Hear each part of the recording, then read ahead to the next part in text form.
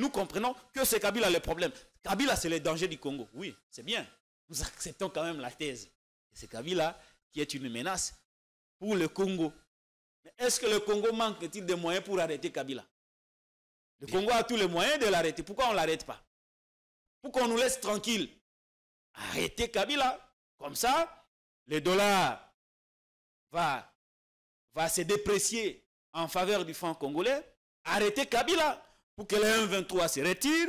Arrêter Kabila pour que toutes les routes secondaires à Kinshasa puissent se réhabiliter. Arrêter Kabila pour que la situation sociale s'améliore. Arrêter Kabila pour que nous ayons de l'eau. Arrêter Kabila pour que nous ayons de l'électricité. C'est lui l'homme qui bloque tout. Alors, investissez ne serait que 1 milliard ou 2 milliards de 16 milliards que nous avons de budget pour arrêter Kabila. Parce que si on l'arrête, la situation va changer radicalement. C'est ça la solution que je vais proposer pour qu'on n'en parle plus jamais de Kabila parce qu'il a voyagé, parce qu'il est à Kachamata, parce que sa soeur est ceci, parce que sa femme est ceci. Arrêtez-les, monsieur, arrêtez-les pour qu'on se repose.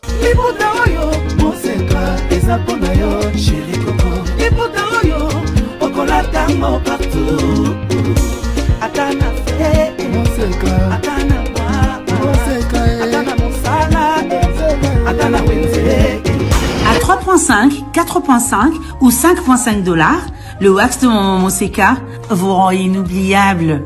Merci de nous contacter.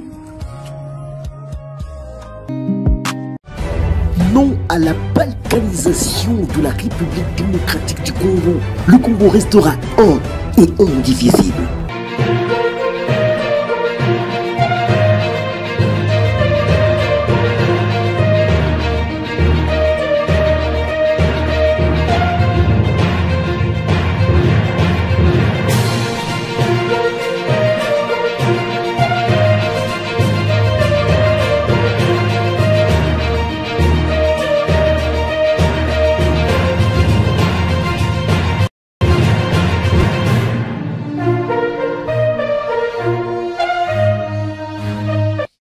Sur notre chaîne, votre chaîne. Vous n'avez besoin de vous rappeler que vous êtes à la bonne adresse, au bon endroit. Et ça tombe au bon moment. On va faire tout à l'heure une sorte de récap pour l'ensemble de l'actu de la semaine. Cette semaine, on est revenu sur bien des choses. Mais Toko Bandana, nous a Oyasikawa. Les dernières infos, ensuite on reviendra avec notre invité sur les grands faits qui ont défrayé la chronique au cours de cette semaine. Également, ce qui va se passer la semaine prochaine, parce que l'élection, il y a des sénateurs, il y a des gouverneurs des provinces, ils allaient lundi. Mais nous avons appris que dans une province, cette élection a été décalée ou carrément reportée. Pour quelle raison? On veut prendre la démocratie en otage à l'Équateur. On y reviendra tout à l'heure. Quelques noms sont cités. Patrick Lokala, bienvenue. Merci Jean-Pierre. Boni Mwanamboka. Oh non, nous sommes là. Nous sommes là, ndeko. Tozali, to côté à la Raramboka, Nengezali, Obeba, Kolonami Kolo, surtout en ce qui concerne Makambo Italie, sécurité à Congolais, ça rassure personne. Ça rassure personne. Ouais. Ni dans la grande ville, et pire encore, dans la partie est, on est loin de retrouver l'intégrité territoriale n'engeto zanako souhaité. Nos pensées ici, nos pensées en tout cas. Par rapport à ça, dans le bara de temps en temps, Kenaïl Malamouté, je me porte pas bien. Nos pensées en tout cas à tous nos concitoyens. Je vais très mal, Jean-Pierre. Qui vivent et croupissent sous les balles de l'ennemi. Nous avons appris que l'armée a repoussé une attaque à Adef. C'est injuste que la nation, dans sa grande partie, soit tranquille et à l'aise, on va librement à nos occupations. Oui. On fait comme si de rien n'était, alors que nos compatriotes de l'Est sont pour la plupart des placés de guerre, des veufs, des veuves, des orphelins, des pères et des mères, et des malades, des personnes qui ont été amputées, soit Makolo, soit Maboko. Et vous avez l'impression que la nation se porte bien. Non. Je trouve que c'est injuste. C'est injuste. Et ce qui me met très mal à l'aise, Jean-Pierre Kayembe, c'est de voir que nous considérons désormais cette situation comme si elle était normale. Même Il ne faudrait pas normaliser ça. Même sur le peuple, même au Kambamboka. Et comme le rôle, on peut vivre avec ça. Non, il faut que ça s'arrête. On ne s'empresse pas à trouver de solutions. J'ai dit assez. Assez et alors assez. On a vu?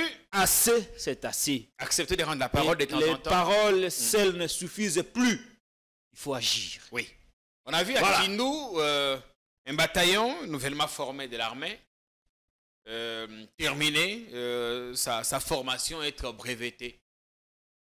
Nous pensons qu'il pourrait aider à renforcer les positions de l'armée dans l'Est et mettre l'ennemi hors d'état de nuire. Nous en profitons pour souhaiter un bon séjour au président Tshisekedi qui séjourne à Dar es Salaam en Tanzanie. Il va participer, ou il participe aux activités commémoratives du 60e anniversaire de l'indépendance de ce pays voisin. C'est comme ça que je vous dis, Jean-Pierre, ça c'est le comportement d'un président qui donne l'impression de diriger un pays qui fonctionne normalement. Il est normal qu'il sorte de temps en temps. Il n'est pas normal. Si c'est de relations avec des pays amis. Il n'est pas normal. La Tanzanie il est un n'est acteur pas normal. De la SADC. Il n'est pas normal que le président de la République nous donne l'impression que tout marche normalement bien.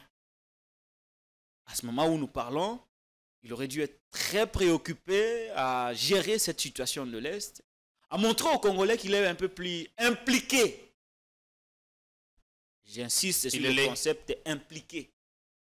Montrer aux Congolais qu'il est beaucoup plus impliqué. Il a reçu hier les ambassadeurs du Canada, des États-Unis. Le concept impliqué. Les ambassadeurs comment est-ce qu'on aurait compris accepter qu'on vous pose des questions, c'est très aussi important. Que je finisse mes idées et se faire relancer après. Lorsque vous coupez les idées... Non, mais j'ai la police de débat. Je disais que hier, il a reçu des ambassadeurs, il y a États-Unis, il y a Royaume-Uni, Mboka Moussousou, et entre autres sujets évoqués, la situation dans l'Est. Vous savez, Jean-Pierre Kayembe, je parle ici de la posture d'un président de la République qui gère un pays qui fonctionne normalement, bien, et la posture de notre président de la République qui gère un pays qui connaît une situation d'instabilité sécuritaire. La posture de notre président de la République est celle d'un président qui gère un pays qui fonctionne normalement bien. Alors qu'il aurait dû avoir la posture d'un président de la République dont le pays ne fonctionne pas bien. À ce moment-là, nous aurions eu l'impression d'être en face d'un président qui est profondément impliqué. Cette posture-là, elle ne me plaît pas. Elle est trop faible. Elle ne rassure pas les Congolais. Lorsque vous le regardez, vous ne dites pas que la solution sera à notre portée demain ou après-demain. J'ai comme l'impression qu'il y a des informations militaires que nous n'avons pas pour l'instant. Mais dans ce que nous voyons... Est-il que nous apprenons que nos troupes se portent plutôt bien au front? Nous n'allons pas nous étendre sur la stratégie militaire, sur la stratégie au front, mais nous pouvons au moins nous interroger sur les effets de cette stratégie. Elle est conçue à notre insu. Mais lorsqu'elle est appliquée, c'est à notre vue. Et nous pouvons nous rendre compte. Et nous pouvons aussi en dire un mot. Est-ce que c'est palpable? Est-ce que c'est efficace? À ce moment où nous parlons, j'ai comme l'impression que cette stratégie n'a pas encore porté ses fruits. Merci bien. On va évoluer. J'ai comme l'impression. Et cela ne me rassure pas.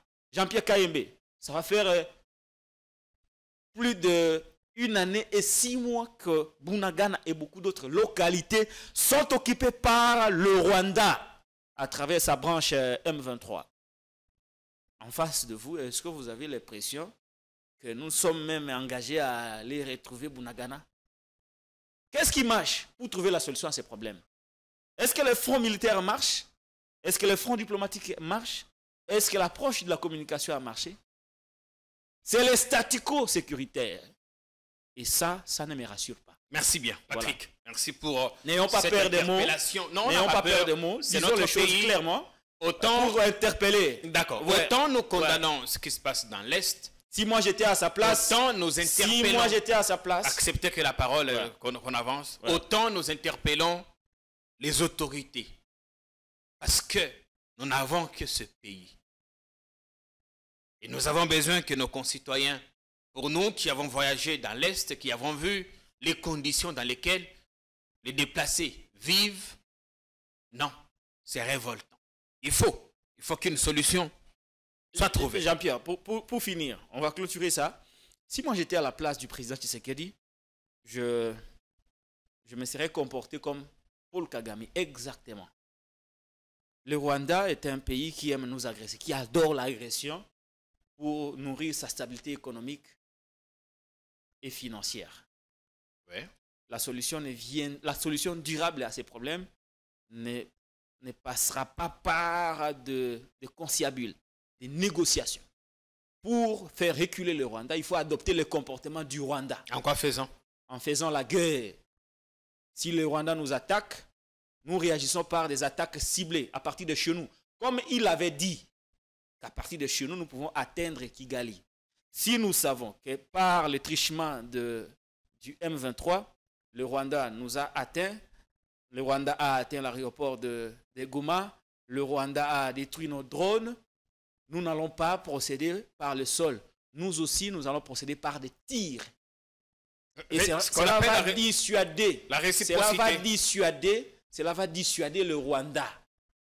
Parce que c'est un tout petit pays avec des territoires restreints. Si nous ciblons quelques centres commerciaux avec des missiles, le Rwanda va reculer. Mais j'ai comme l'impression que nous voulons résoudre un problème qui nous est posé par un État, à mon humble avis, vulgaire, par des négociations. Pour faire reculer le Rwanda, il faut adopter l'attitude du Rwanda. On nous agresse, nous réagissons par une agression. On tire des missiles solaires à Goma, nous réagissons par des missiles solaires. Nous avons le moyen. Si on peut détourner 13 millions, 71 millions, payer à quelqu'un 27 millions de dollars américains. Cet argent le président Tshisekedi a dit qu'il voulait bien faire la guerre, mais il a été dissuadé par des États amis à la RDC qui lui ont dit non, on peut résoudre. Cette affaire doit se résoudre sur le plan politique et diplomatique. Et d'ailleurs, c'est ce qui a été dit au Conseil de sécurité il y a 48 heures, que la solution par le Royaume-Uni, d'ailleurs, qui a signé, finalement donne la loi sur l'envoi des migrants au Rwanda, passe désormais. Je suis convaincu que le président de la République, Félix Tshisekedi, sait où qu'il est. On lui a dit que la fameuse, ou le système des Nations Unies, ce qu'on appelle abusivement la communauté internationale, était un système corrompu, où il n'y a que la loi du plus fort qui règne dans une sphère où il y a l'équilibre de force, les rapports de force. Lorsque vous n'avez pas un rapport de force fort, vous êtes écrasé par celui qui est plus fort que vous. On ne se respecte dans cette atmosphère que lorsqu'on sait que vous représentez une force. Mais lorsqu'on sait que vous ne représentez pas une force, personne ne vous respectera. Lorsqu'il y veut croire que ce qu'on lui dit est vrai, c'est-à-dire la négociation, négocier une solution politique négociée pour mettre fin à la guerre, mais il oublie qu'il y a d'autres États qui sont dans la même situation que nous, qui ont bénéficié des appuis, de l'accompagnement de cette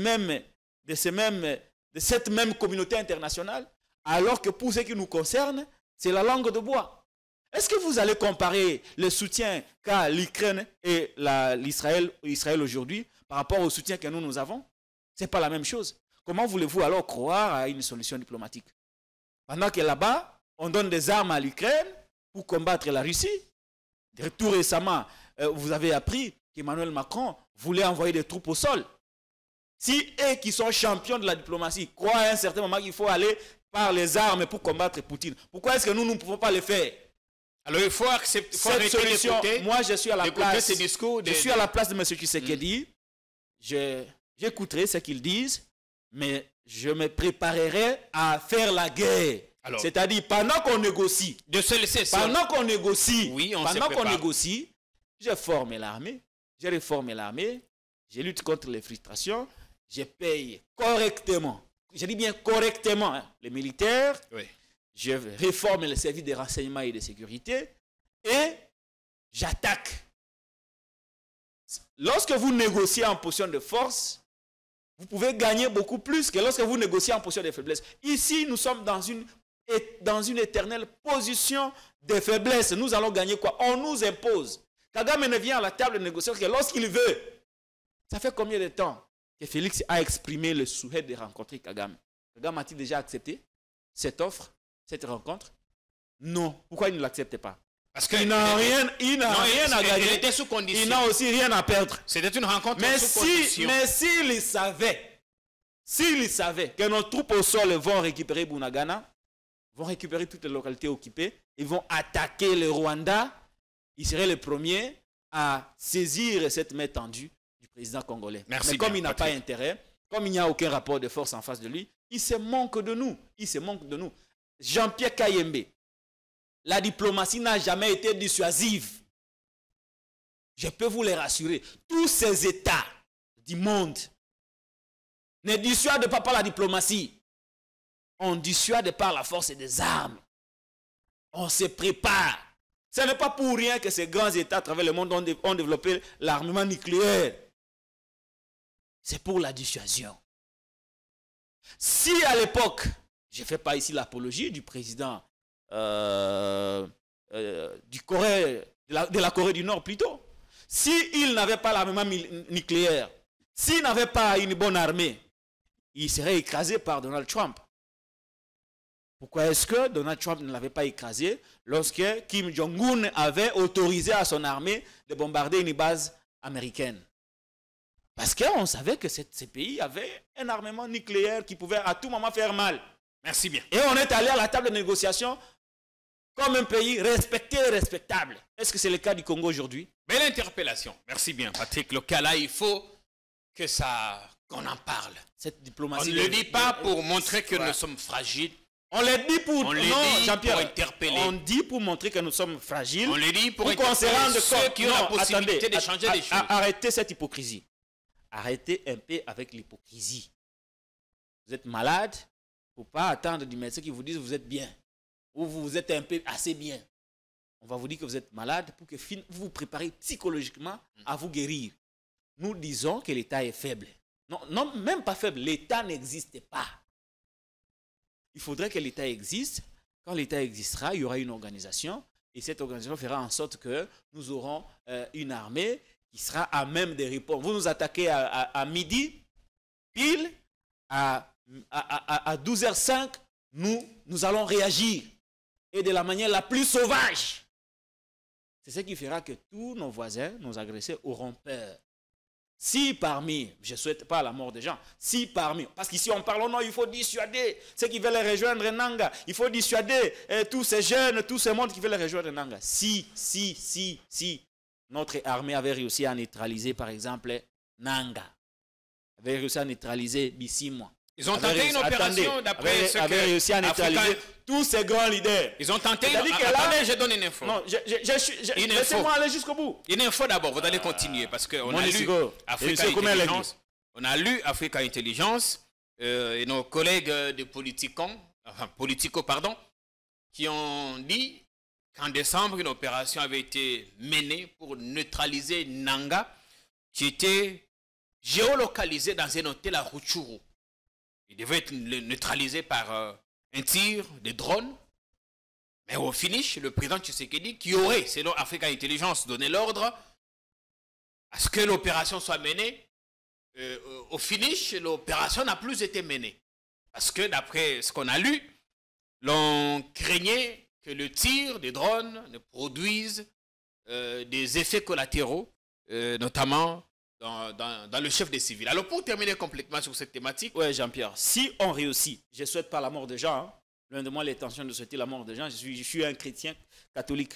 Si on réussit à neutraliser ces têtes d'affiche, Nanga, Bisimwa, les bavards là, l'autre bavard là, Willy Ngoma, et les autres qui viennent, les autres jeunes qui viennent de les rejoindre.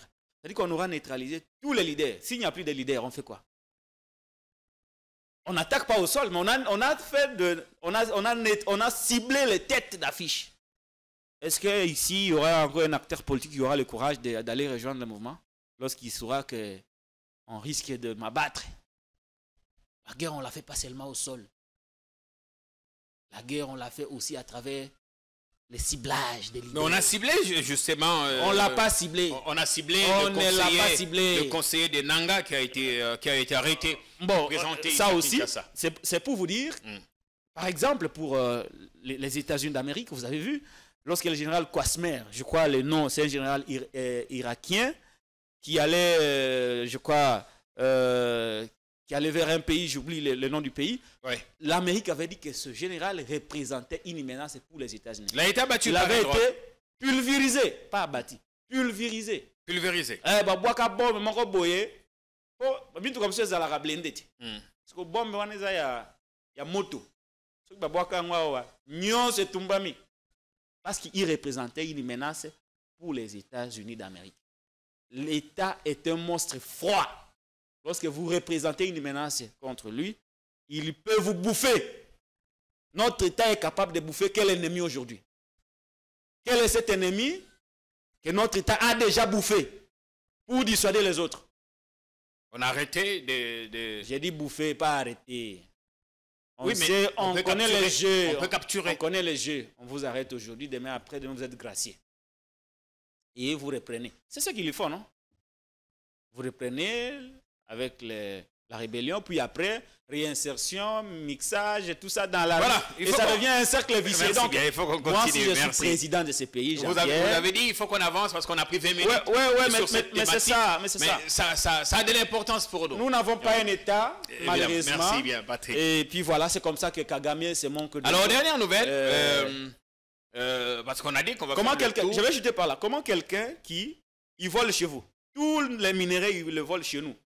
Mais il part convaincre les multinationales pour les retourner contre nous. Nous qui sommes les propriétaires. Pourquoi alors nous ne pouvons pas prendre nos propres minerais pour aller faire la guerre contre le Rwanda, là où il ne peut pas faire la guerre contre nous avec nos minerais volés? Ne vous répétez pas. C'est une question d'intelligence. Je ne me répète pas, j'insiste. C'est une question d'intelligence. On a compris. Parce que la guerre se mène à tous les niveaux. Hein? J'ai réfléchi beaucoup sur la guerre actuellement. Et il faudrait que je partage avec vous ces réflexions. N'ayez pas peur. Non, on n'a pas peur, mais on ne va pas s'éterniser parce que la télé, c'est aussi un problème de temps. Ouais. On a pris faut dire ce qui est censé. une vingtaine les de minutes de sur politique là, parfois. Cette thématique. Nous Ne voulons nous bien profite que pas. la paix revienne. On en Très a bien. besoin. Il faut faire la guerre. Dans ce pays. Bien, il faut faire la guerre. Ouais. Négocier quand c'est possible. Négocier, mais en préparant la guerre aussi. À Kinshasa, la dernière info au moment où nous tournons l'émission, c'est qu'on va dégarnir l'ancien président de tous les fonctionnaires qui sont chez lui, à Gelem, à sa résidence principale. La présidence de la République a ainsi décidé. Donc, ils ont jusqu'à fin avril, jusqu'à la fin de ce mois, pour se rendre au palais de la Nation.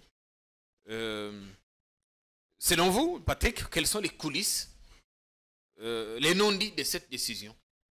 Bon, Jean-Pierre Kayembe, je crois que la République a besoin de stabilité à tous les niveaux. Tout à l'heure, on a la stabilité sécuritaire. Et c'est ici l'occasion de revenir sur la stabilité politique. Et cette stabilité politique passe aussi par le respect de lois et des normes établies. Par exemple, pour ce qui concerne Joseph Kabila Kabange, il a un statut particulier. C'est lui d'un président honoraire. La loi a été votée au niveau du Parlement. Tout ce qu'on veut, c'est le respect de cette loi qui protège l'individu, Joseph Kabila Kabange, ses biens et sa famille, parce qu'il a dirigé ce pays pendant 18 ans. Oui. Et les fixismes que je vois sur M. Kabila et sa famille commencent à m'étonner et à me mettre très mal à l'aise. Parce que je voudrais ici, pas Kozaloko la pasteur, oui, mais d'ici quelques années, Félix Tshisekedi se retrouvera dans la même situation. Il sera également ancien président. Exactement. À ce moment-là, va-t-il vouloir qu'il puisse être traité de la manière dont il traite M. Kabila et sa famille aujourd'hui? La stabilité du pays passe aussi par la manière dont nous traitons les anciens présidents de la République. Nous n'en avons pas assez, nous n'avons qu'un seul. D'ici quelques années, nous aurons un deuxième, puis un troisième. Donc il y a des choses qu'il faut accepter. Aujourd'hui, je ne vois pas ce qu'on gagne. L'ancien président est harcelé. Je ne vois pas ce qu'on gagne. Traqué. Je ne vois pas ce qu'on gagne en faisant tout ça. Et même nous présente Kabila et sa famille, biologique ou politique, comme ceux qui veulent détruire le Congo, ceux qui travaillent avec les M23. Tout récemment, vous avez vu des perquisitions jusqu'à aller chez la sœur jumelle de Joseph Kabila Kabange. Donc Kabila, c'est M23, Kabila, c'est Kagame. Vous venez de nous apprendre qu'on vient de remettre le passeport à la sœur jumelle. Nous avons appris l'information qui se confirme Joseph Kabila Kabange. Oui. Mais il y a quelques jours, la même sœur jumelle était à la DEMIAP.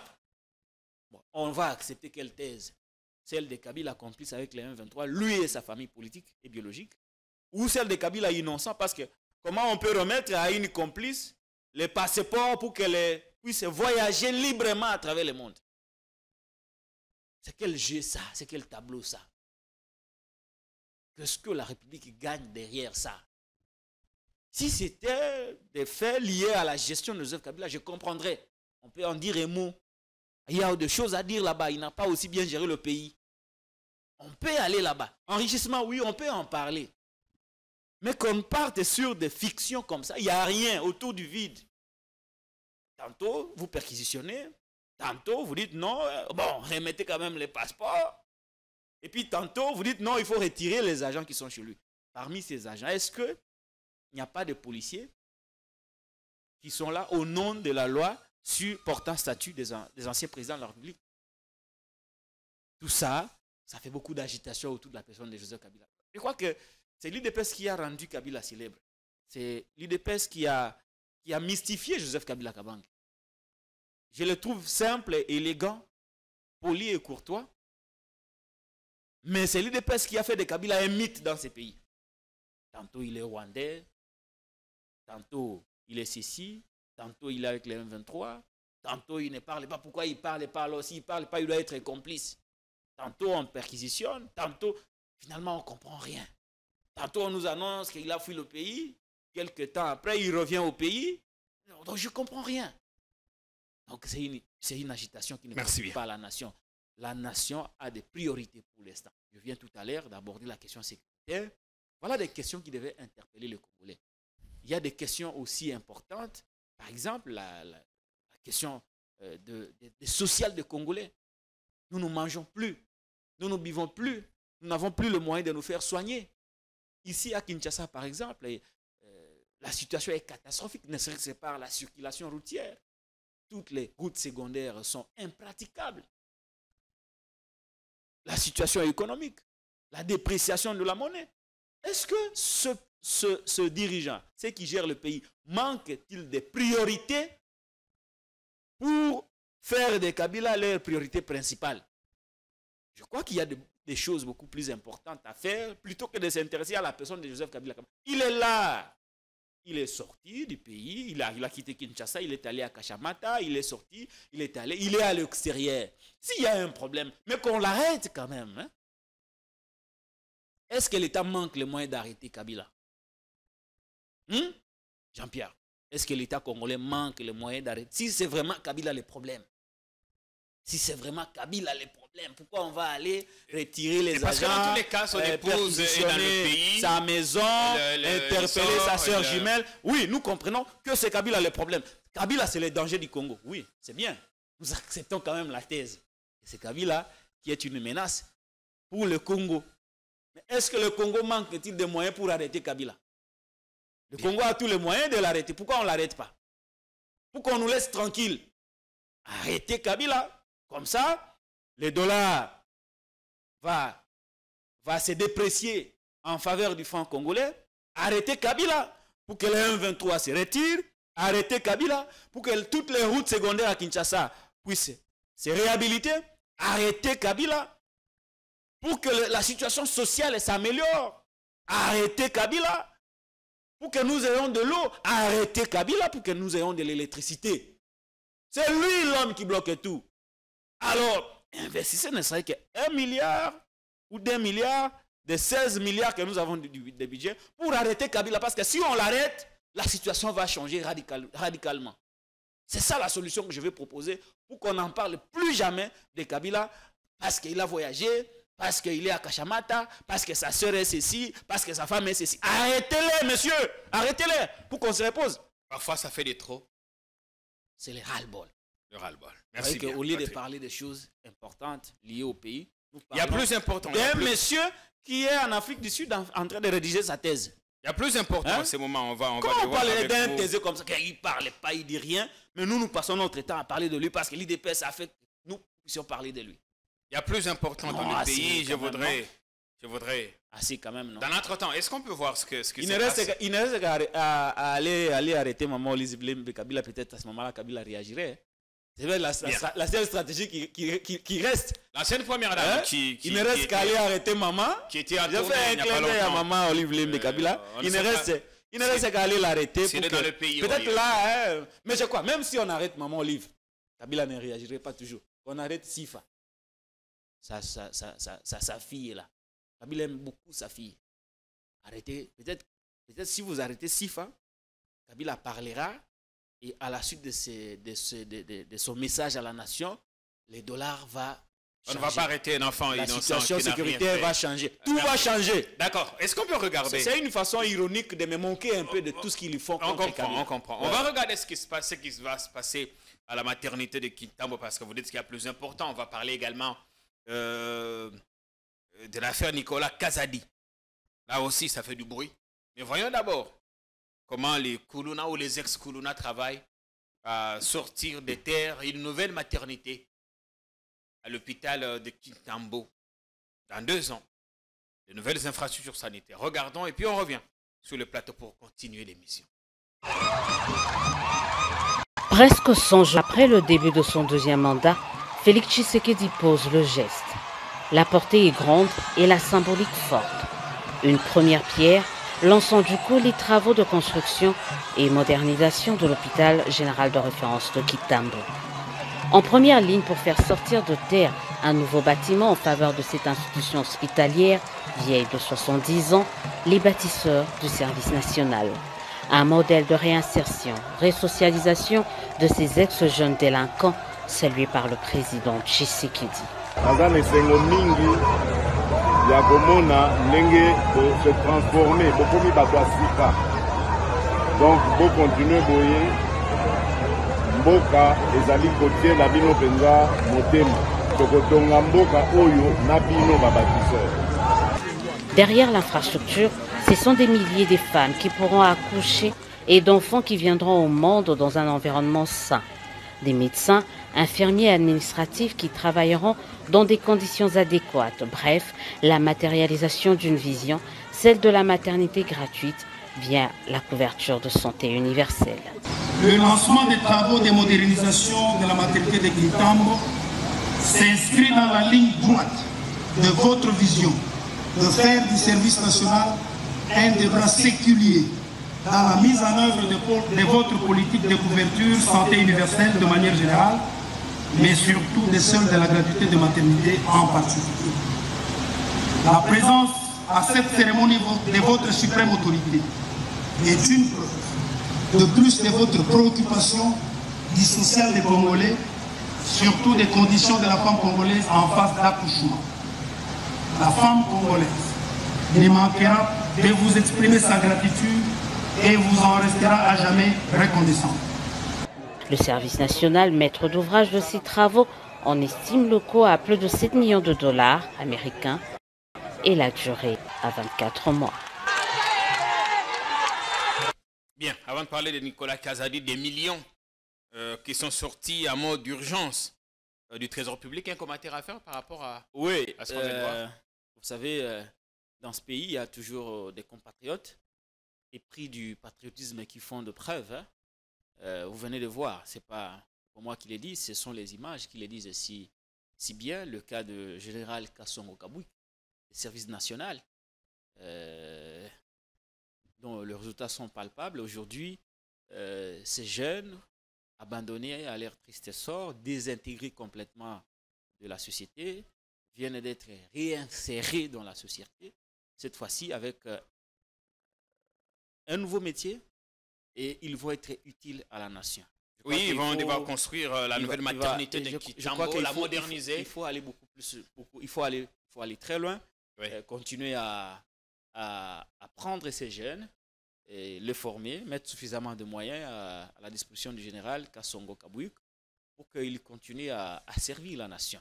C'est des quelques marchés publics, c'est le genre au service national également. Le genre de collaborateurs que Félix Tshisekedi a besoin. Vous savez, si Félix Tshisekedi avait 10 collaborateurs comme Jules Alinguete, comme général Kassongo Kabouik, en tout cas, aujourd'hui, le Congo serait loin. Vraiment loin. Merci bien. Vraiment loin. Bravo au général. Bravo au général. Je n'ai rien à voir avec lui. Je n'ai rien à voir avec lui. J'apprécie seulement le travail qu'il a depuis bientôt plusieurs années à la tête des services nationaux.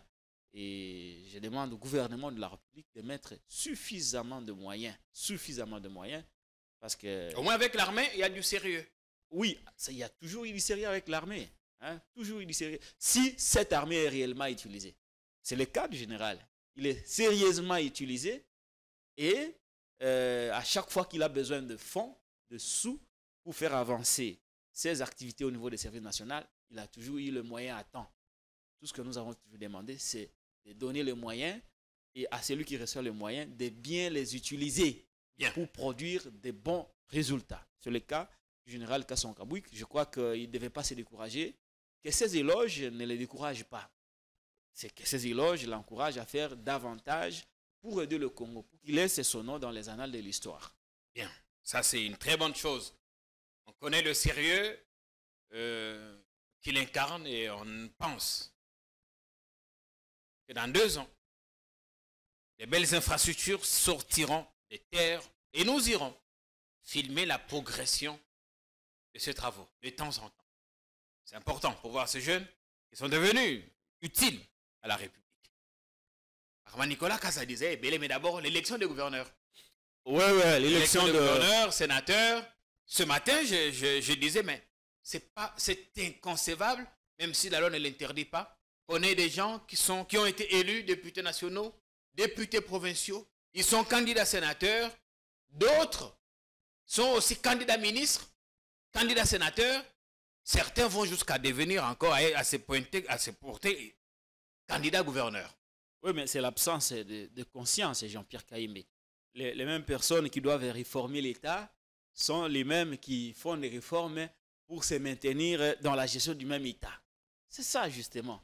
Ce sont nos députés de l'ancienne législature. Il faut un peu de conscience. Tu ne peux pas concourir à plusieurs mandats électifs. Non, parce que la difficulté, c'est quoi? Le peuple vous désigne comme son représentant. Vous cherchez un mandat au niveau de l'Assemblée nationale, vous devenez député, c'est-à-dire le peuple vous a fait sa confiance pour que vous le représentiez au niveau de l'Assemblée nationale. On peut comprendre que vous soyez rappelé pour des fonctions nominatives. Vous restez toujours dans ce que le peuple a voulu. Mais que de cumuler plusieurs mandats et finalement renoncer à l'un ou à l'autre, à ce moment-là, le suppléant va faire le relais. Mais que vous-même vous soyez candidat député national, candidat député provincial, candidat sénateur, candidat gouverneur, et que vous avez entre guillemets, la confiance du peuple, mais que par après, vous laissez le soin aux suppléants qui n'ont pas reçu le mandat du peuple de les représenter. C'est à ce niveau qu'il n'y a plus de redevabilité. Il faut réformer la loi, il faut réviser la loi électorale pour que nous ayons la possibilité d'avoir un seul mandat. Si vous êtes au cours d'un cycle électoral, candidat à l'élection de la députation nationale, vous n'avez pas le droit de candidater pour d'autres postes électifs. Et ça doit être le défi des Voilà. législatures, il faut C'est qu'on la limite réforme quand même, que moi j'allais qu'on arrête à, amener faire, au à laisser Parlement. prospérer la La bêtise. réforme que moi j'allais amener au Parlement, parmi les lois que j'allais proposer, beaucoup de révisions que j'avais prévues dans mon carnet d'adresse, ça faisait partie de choses que j'allais vraiment militer pour changer afin que cette notion de la représentativité, de la légitimité que le peuple donne à un candidat soit réellement respectée et réellement représentée. Alors, Kinshasa, la bataille s'annonce rude entre les challengers. En ce moment même où nous parlons, j'ai vu des photos du ministre des Finances qui est au jour depuis un temps sous l'effet de la rampe, recevoir le candidat Daniel Bumba, soutenu par l'Union Sacrée. Et à côté, il y a Deo Kassongo qui a rencontré lui. Le chef spirituel de l'église Kimbanguiste, il a reçu sa bénédiction.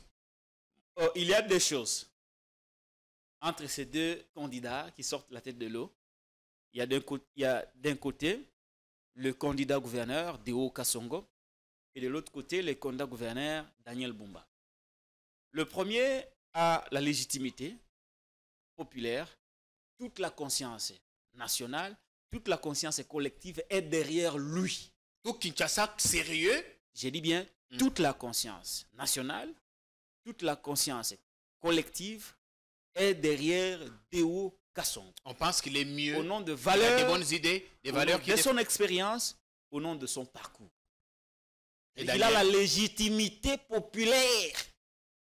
Et de l'autre côté, vous avez un Daniel Bumba qui cherche la légitimité politique auprès des autorités morales. On l'a vu C'est être comme ça reçu. qu'il est dans une suite de séries de selfies On et l'a de vu. photos officielles. On l'a vu être D'abord reçu avec par M. Kabouya. le ministre des Finances. D'abord avec M. Kabouya, M. Bemba, M. Bahati, et je l'ai vu tout récemment, avant-hier d'ailleurs, avec Nicolas Kazadi. Il essaie de ratisser. Il veut faire croire aux Il est- députés nationaux Acceptez que je pose des qu'il a le questions. soutien de poids lourds de l'Union sacrée. C'est comme ça que je parle de la légitimité politique que monsieur est en train de chercher. Donc, voilà d'abord les premiers éléments de différenciation entre Kassongo et Bumba. De deux, pendant que lui fait le tour chez les acteurs politiques, Deo Kassongo a reçu hier la bénédiction du père spirituel de l'église Kimbanguiste. Il a été béni. Papa Simon Kimbangu Papa Simon Kiangani. Kimbangu Kiangani. Autrement dit, On a vu les images faire le tour. Quelle est la symbolique? c'est le représentant légitime de la zone linguistique Kikongo. Parce que la zone linguistique Kikongo, c'est le Congo central, c'est Kinshasa et les Grands Bandundu. Tu ne peux pas diriger Kinshasa si vous n'avez pas la bénédiction de l'église kimbanguiste, à la tête de laquelle on trouve les chefs spirituels de cet espoir, de l'espace Né-Congo ou de l'espace Congo. Et cette bénédiction, Et Deo Kassongo Deo a l'a reçu. obtenu hier chez Papa Simon Kimbangu Kiangani. Ce qui fait de lui 48 heures avant le scrutin de ce lundi 24 avril. Et donc, sur le plan de l'opinion publique, il est en pole position. sur le plan de la spiritualité ancestrale, il est bien parti pour être élu. Parce que c'est le spirituel qui décide sur le physique. Attention, ce sont des indices du pouvoir. C'est le spirituel qui décide sur le physique. Mais en termes d'idées, pour terminer par là, ce sont les à côté. d'idées, de projets, Ça, ce sont les à côté. Par rapport quels aux sont les idées, éléments de démarcation entre les deux? j'ai tenté de dégager quelques éléments de démarcation entre les deux. De l'autre côté, d'un côté, vous avez Deo Kassongo, qui est porteur d'une grande vision. Je ne vais pas ici, Jean-Pierre Kayembe, dévoiler le contenu du programme de Deo Kassongo, parce que je n'en ai pas l'autorisation. Mais je vais vous donner quelques grandes lignes, notamment ce qu'il compte faire en 6 mois. En 6 mois. Au début de l'émission, je parlais de routes secondaires qui sont devenues impraticables. Ça, c'est Deo un Kassongo, fait réel. Kinshasa n'a plus de route. une fois élu gouverneur de la ville de Kinshasa, Deo Kassongo va réhabiliter toutes les routes secondaires de la ville de Kinshasa en 6 mois. Je dis bien réhabiliter. Et ces problèmes, vous allez l'oublier pendant plusieurs années. Ce n'est pas qu'il réhabilite aujourd'hui, demain après-demain, vous connaissez le même problème. Il réhabilite Des routes dans à 6 mois. usage unique. Je dis bien. Mais il y a à côté le dire et le faire. Je dis bien, il va le faire en 6 Ne mois. risque-t-il pas Et de rattraper lorsqu'il les aura réalités fini, du pouvoir? lorsqu'il aura fini, la réhabilitation de toutes les routes secondaires, ces routes auront une espérance de vie très longue. Ce ne sont pas les routes que vous aviez eues jusqu'ici. Deo Kasongo a prévu, dans les 12 premiers mois, de lancer les vrais programmes d'assainissement de la ville de Kinshasa. La ville est très sale. Et quelqu'un m'a même dit que ce n'est plus une ville, c'est devenu bidonville. Vous avez aujourd'hui honte de vous dire que vous habitez dans une ville. Grâce à Deo, dès les 12 premiers mois, vous aurez votre ville propre. Vous aurez votre ville propre, je le dis bien, ce n'est pas une promesse. Vous aurez votre ville propre et fréquentable. Deo Kasongo a prévu de rendre la ville fréquentable à travers l'amélioration du système touristique. Nous avons des sites touristiques à Kinshasa. Nous avons des eaux, nous avons des jardins botaniques, nous avons des espaces qui méritent d'être visités. Nous avons échangé, nous avons la dent de Lumumba. Nous avons beaucoup de choses qui doivent être... Nous avons Kingakat également, il faut souligner. Dès les 12 premiers mois, Kinshasa sera à nouveau fréquentable. Oui, cette fois, on sera très sévère vis-à-vis du gouverneur qui sera élu. Dès le 12 on a été assez large avec ses prédécesseurs. Je suis dans les programmes. On ne va pas tout dire. Dès les 12 premiers mois, je vais peut-être chuter par là. Oui. Deo Kasongo a prévu de commencer la révisitation de tous les contrats léonais. Contrat Yamayou et Aguiba ville. Quelqu'un qui n'est plus à la tête de la ville, qui ne gère pas la ville, mais touche régulièrement l'argent de la ville. Tous les contrats léonais seront révisés, révisités, pour que les recettes de Kinshasa reviennent principalement à la ville de Kinshasa. Et qu'elle profite à la ville. Et à cela, je vais d'ailleurs vous étonner, Jean-Pierre Kayembe, est-ce que vous savez que la ville de Kinshasa peut mobiliser probablement $1 milliard chaque année? 1 milliard. 1 milliard. À ce jour, la ville mobilise moins de 10 millions. Kimbuta a mobilisé un peu plus d'ailleurs. Ouais, comment pouvez-vous expliquer ça? Comment pouvez-vous expliquer ça? 1 milliard, mais vous mobilisez moins de 10 millions. Et il n'y a même pas de traçabilité. Avec Deo, ça va s'arrêter. Il va révisiter, il va réformer, il va modifier beaucoup de choses pour que Kinshasa mobilise de l'argent. Par exemple, qui paie l'impôt sur les revenus locatifs? On a combien de ménages à Kinshasa? Combien paie l'impôt? Combien paie l'impôt? Parce que les gens se diront, mais il aura l'argent où? Pour réhabiliter les routes. Il aura l'argent où? Pour assainir. Il aura l'argent où? Parce que pour assainir, il en faut 20 millions par mois. 20 millions par mois. Mais la ville mobilise moins de 10 millions. Comment vous assainissez la ville? Même si vous êtes un génie. Et réforme d'abord les systèmes de recettes. Quand il a les recettes, il va les orienter vers l'assainissement. C'est comme ça que je dis que ce n'est pas magique, ce n'est pas sorcier. Ce sont des choses faisables. Il a les atouts. Non seulement qu'il va faire ses réformes, mais il a un carnet d'adresses totalement garni. Il est crédible auprès des banques. Il a des partenaires extérieurs. Il peut faire des jumelages. Et avec l'accompagnement politique, il a la confiance du président de la République. Et donc, lorsque vous réunissez ces éléments, vous ajoutez à cela son expérience, son expertise en matière de business. Vous le comparez à Daniel Bumba, je ne vais pas l'invectiver, nous les respectons comme challenger, Deo Kasongo, mais il ne fait pas le poids. Malgré qu'il pèse lourd sur le plan physique, mais il ne fait pas le poids sur le plan de l'expérience, de l'expertise, de tout, face à Deo Kasongo. Face à Deo Kasongo. Et c'est là. Mais il y a un autre problème. C'est qui avantage, je chute par là. Je chute par là pour vous permettre de me relancer. Ce qui avantage Deo Kasongo, c'est quoi aujourd'hui? Parce que les députés provinciaux sont menacés. Ils les menacent. Si vous ne votez pas Bumba, vous votez pour Deo Kasongo, on va vous arrêter. On va vous invalider. C'est là il y a l'avantage de Deo Kasongo parce que les députés provinciaux sont frustrés. Et Vous n'avez qu'à voir. Vous n'avez qu'à voir des fissures. La crise qu'il y a aujourd'hui dans l'Assemblée provinciale de Kinshasa. Comment pouvez-vous expliquer que face au candidat du pouvoir de la majorité Union Sacrée, Jésus Noël Échec a glané 20 voix.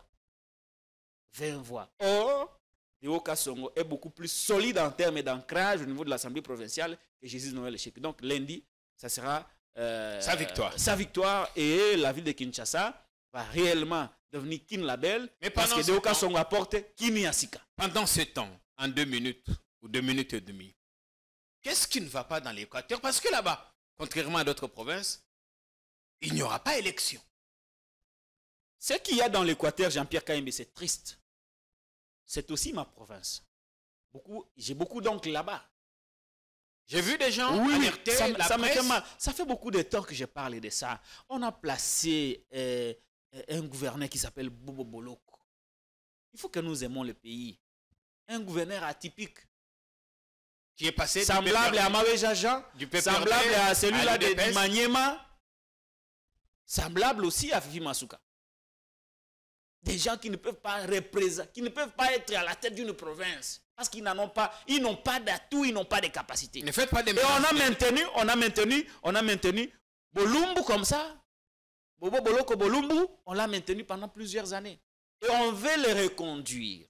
J'aurais appris que derrière cette crise, au niveau de l'Assemblée provinciale de l'Équateur, se trouverait un homme qui s'appelle le VPM de l'Intérieur, Peter Kazadi. Il est cité. Qui compte, qui ne jure que par la reconduction de Bobo Boloko Bolumbu. Pour quel bilan? Qu'est-ce qu'il a fait lui, Bobo? Et ce qui est malheureux dans cette histoire, c'est que l'IDPS n'a même pas la majorité dans cette assemblée provinciale. C'est la majorité, c'est entre Bemba et le parti de Guy Loando. De sa plateforme, oui, qui a assez de députés provinciaux là-bas. Et comment peut-on accepter que Peter Kazadi, qui n'a pas de députés là-bas, non seulement lui, mais que son parti n'a pas la majorité, qu'il puisse instrumentaliser quelques élus déjà invalidés régulièrement pour qu'ils viennent voter en faveur de Bobo Bolumboloko. Mais comme on a refusé de les réintégrer, de les valider au sein de l'organe délibérant de l'Équateur, Peter Kazadi aurait vu ses intérêts être empiétés, et c'est la raison pour laquelle il a suspendu les plénières au sein de cet organe délibérant, et il a reporté les le siège de l'Assemblée provinciale est sous... Et alors, à ce moment-là, parce qu'il savait que si on organisait les élections dans les contextes où les députés invalidés ne sont pas réintégrés, Bobo Boloko Bolumbu, son poulet, allait perdre. Mais comme il y tient à le maintenir, il faut coûte que coûte réintégrer les députés invalidés régulièrement pour permettre à Bobo Boloko Bolumbu de remplir. Mais entre-temps, il expose le président Tshisekedi, parce qu'au moment où je vous parle, il y a des remous. Il y a de remous à l'Équateur. Il y a risque de tensions à l'Équateur. Tout simplement parce qu'un homme veut imposer son pion. Voilà la raison pour laquelle je voudrais quand même... La démocratie est confisquée à l'Équateur. Je voudrais sérieusement la mise en sac d'ailleurs. Je voudrais inviter le président de la République d'interpeller vivement M. Peter Kazadi pour qu'il se retire de l'Assemblée provinciale de l'Équateur et permettre aux députés provinciaux élire librement le gouverneur. On ne peut pas créer une crise juste au moment de l'installation du nouveau bureau. On n'a même pas commencé de gérer. Vous créez une crise artificielle parce que vous devez imposer votre poulet. Non, c'est assez. C'est assez. La République ne doit pas se gérer comme ça. Parce que moi, je ne trouve pas mon compte. Parce que je n'ai pas des intérêts. Je dois tout faire pour perturber toute une province.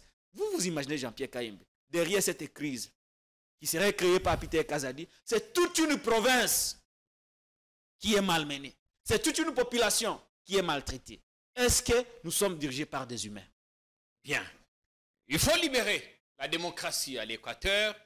Cette province qui n'a pas décollé, en tout cas pendant les 5 dernières années, doit décoller.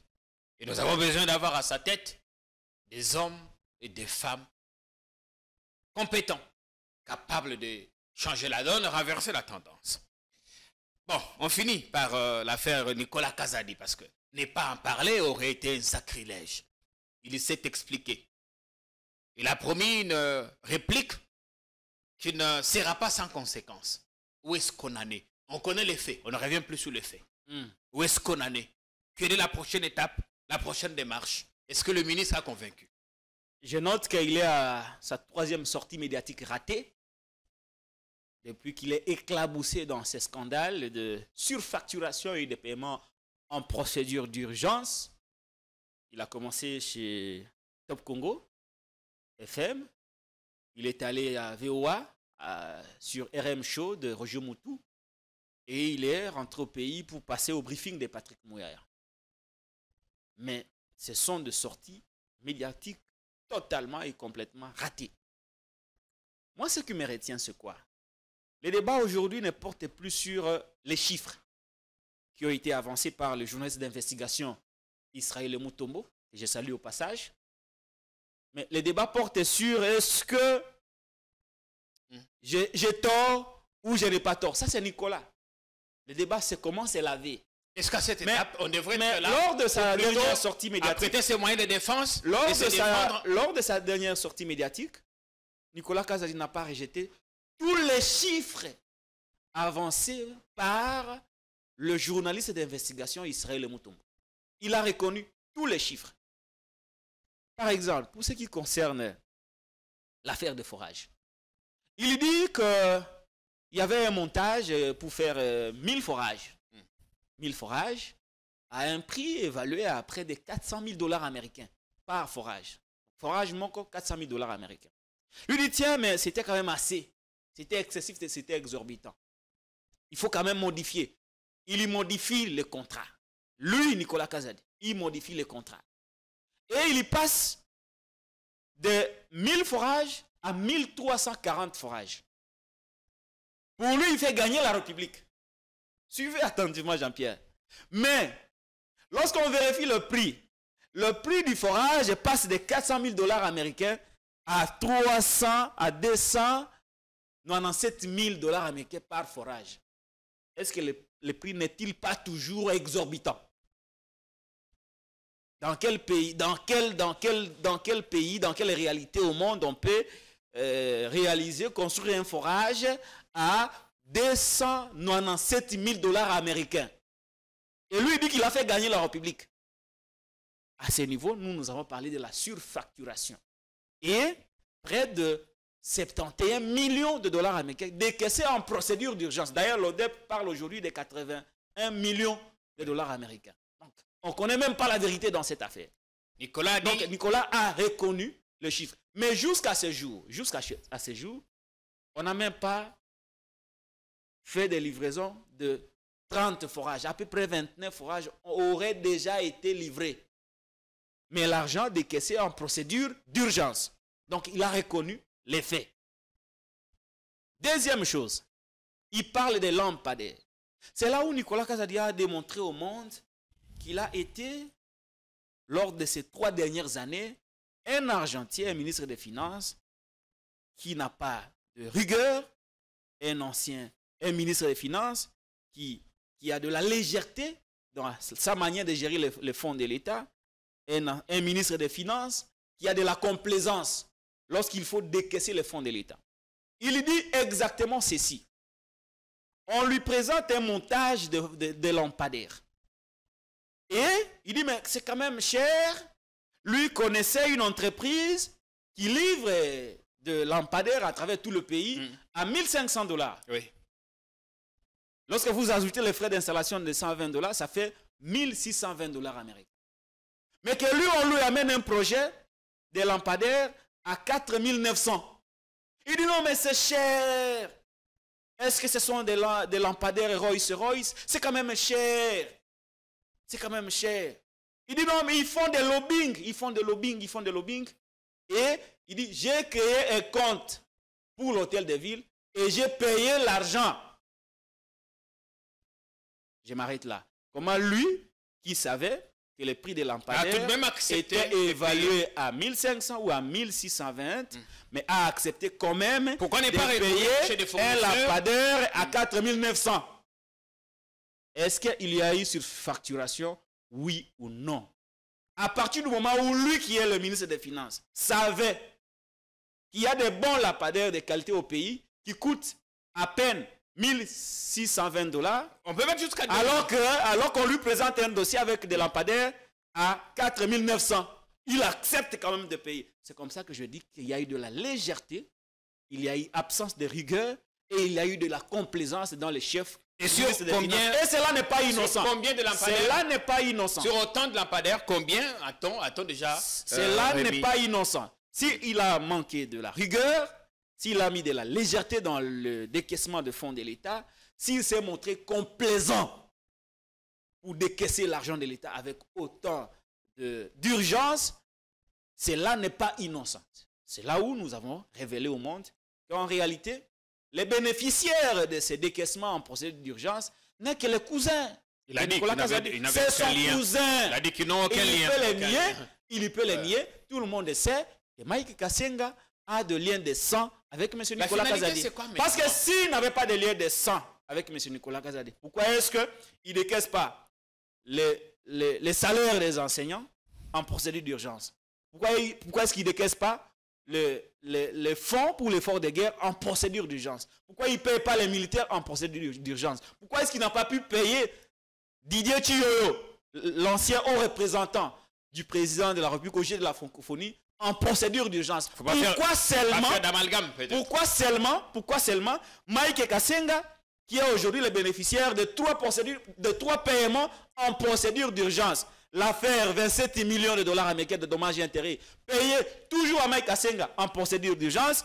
L'affaire lampadaire, 13 millions de dollars américains payés en procédure d'urgence à Mike Kassenga. L'affaire forage, 71 millions toujours payés en procédure d'urgence à Mike Kassenga. Pourquoi seulement lui et pas les autres? C'est là où nous disons qu'il y a anguille sous roche.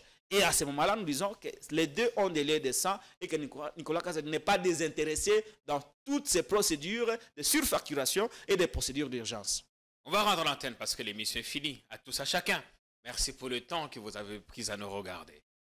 On est revenu avec Patrick Lokala sur le principal sujet qui ont défrayé la chronique. On n'a peut-être pas parlé des VK, même si on sait que les carottes sont cuites pour lui. Enfin, il pourrait l'emporter, sauf imprévu. On se revoit le dimanche pour notre tournage sur notre chaîne. Portez-vous bien. Excellent week-end.